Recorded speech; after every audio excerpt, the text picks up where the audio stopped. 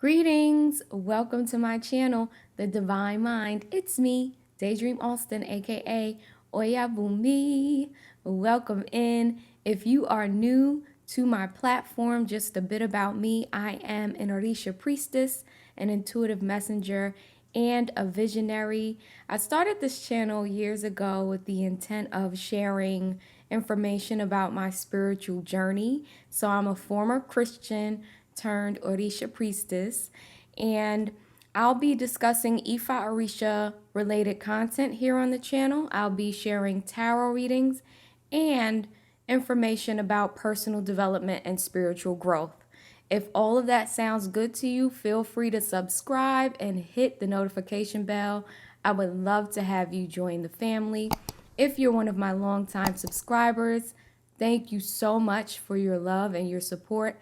And if you're a member of my Divine Tribe on Patreon, hey, y'all always see these videos first.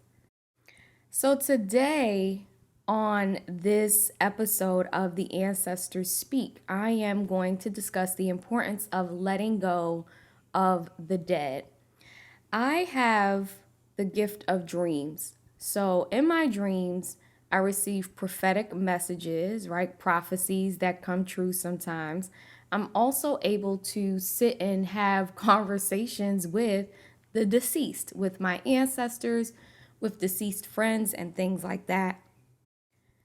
If you would like to connect with your ancestors, I do have an ancestor tarot reading available on my website. It's one of my most popular offerings and one of my favorites. I absolutely love connecting with the ancestors of my clients. They always come through with really insightful and helpful messages, so much so that the messages even help me. I just really enjoy it. So if you're interested in that, check the description box and the comments below for the link, okay? You will not regret it. I really love those readings. So the story today is not about a blood ancestor. It's actually what I call an honorary ancestor. So when friends pass away, I call them honorary ancestors, right? Because we were so close in life and we still have that connection. I do the offerings and the prayers for their elevation and everything just like I would do my own family members. So today's story is about an honorary ancestor, a young man who died way too early.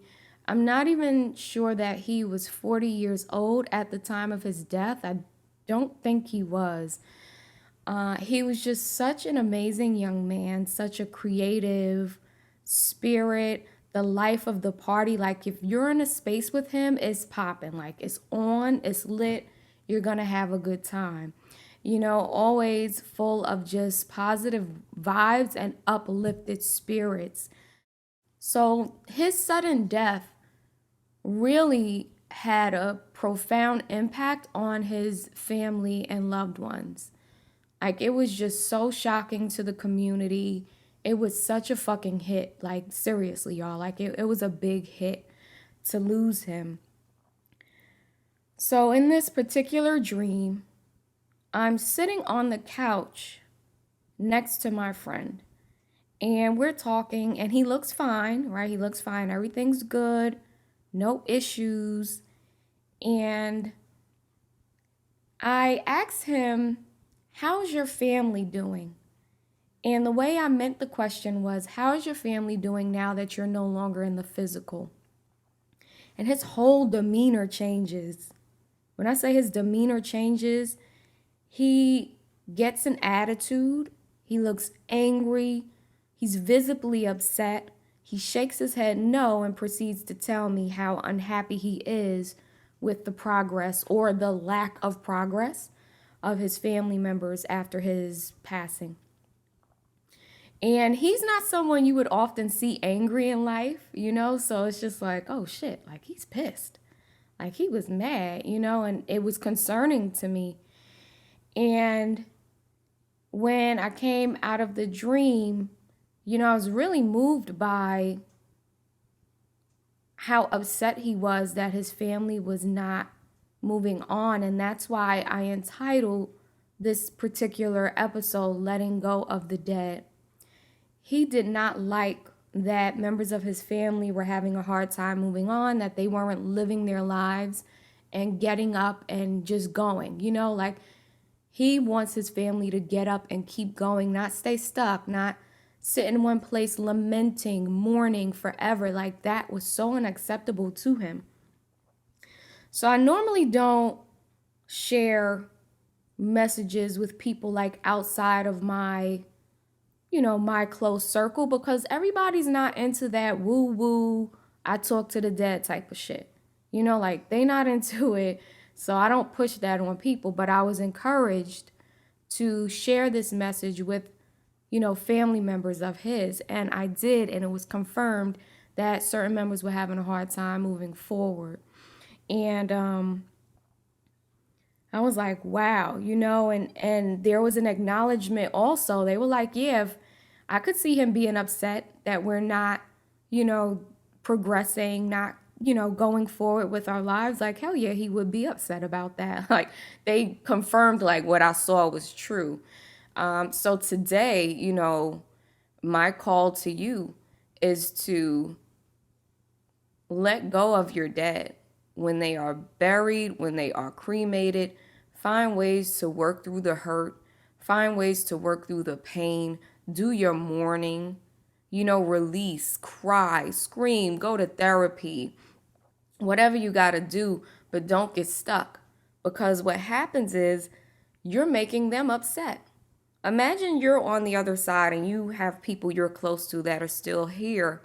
And after you pass, they just stop moving.